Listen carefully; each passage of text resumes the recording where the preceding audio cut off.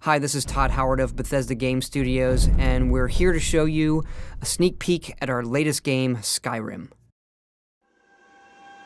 Each time we do a new Elder Scrolls game, we like to start fresh, and Skyrim is no different. Coming off of Oblivion, and then the team did Fallout 3, we had a huge list of things we knew we wanted to do technically with the current generation of hardware and PCs to bring a virtual fantasy world to life. So we've rewritten the render, we've rewritten all the gameplay, the scripting language, the faces, the foliage, and all this comes together in our new engine we call the Creation Engine.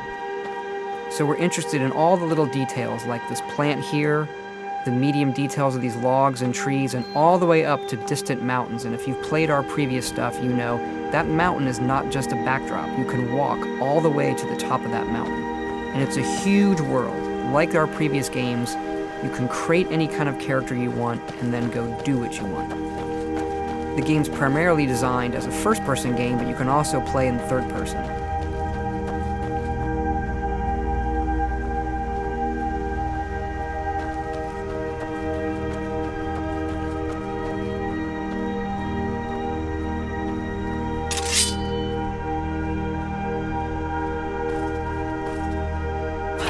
Our big motto for Skyrim is, you are who you play.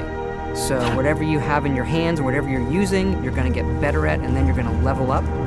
The right trigger does your right hand, and the left trigger does your left hand.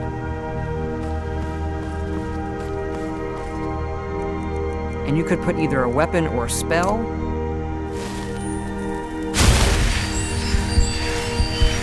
You can also dual-wield spells. What's really cool here is, if you put the same spell in both hands and pull both triggers, you can get a bigger, more powerful version of that spell. Up here we have standing stones. There are 13 of these throughout Skyrim's landscape, and they give you special abilities, but you can only have one of these active at a time.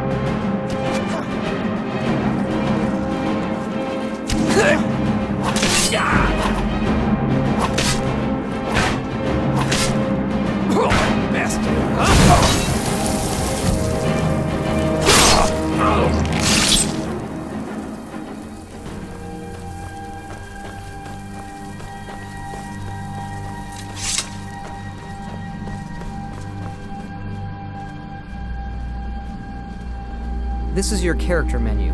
Here you can see all your items, not just what they do stat-wise, but also what they look like. Each of the thousands of objects you can find can be zoomed in, rotated, and looked at in high detail.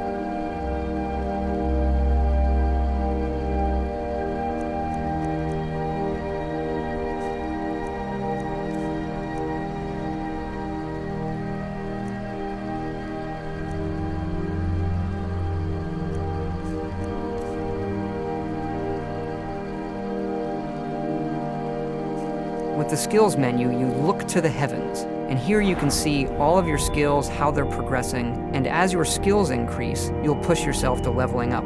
The higher the skill, the more it affects your level progress. And when you level up, you get to pick a perk. Each of these skills has its own perk tree. As you develop your character, it's like the game is drawing this custom constellation for who you are. Lastly, we have the map, and we're just going to pull the camera back here and show you how the level of detail system works in the game. We're just rendering the whole world.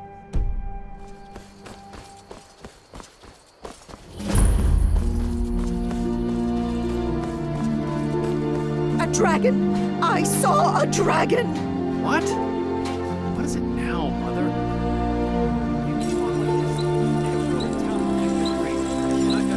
Ain't every day we get visitors in Riverwood.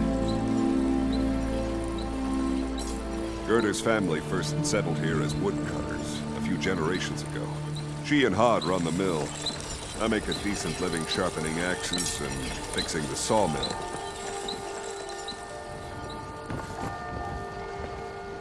Here for work? Get an axe. And bring me all the wood you can chop.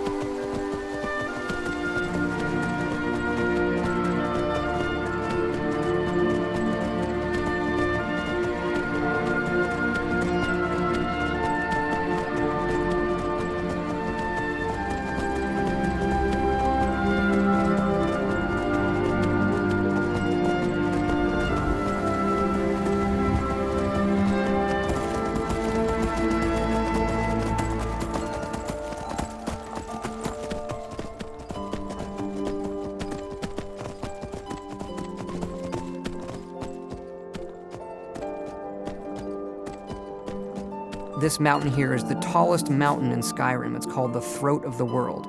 It is home to the Greybeards, who are masters of the voice. The voice is the ability to use the language of dragons and form these magical shouts. And this is a power that you will learn throughout Skyrim's main quest.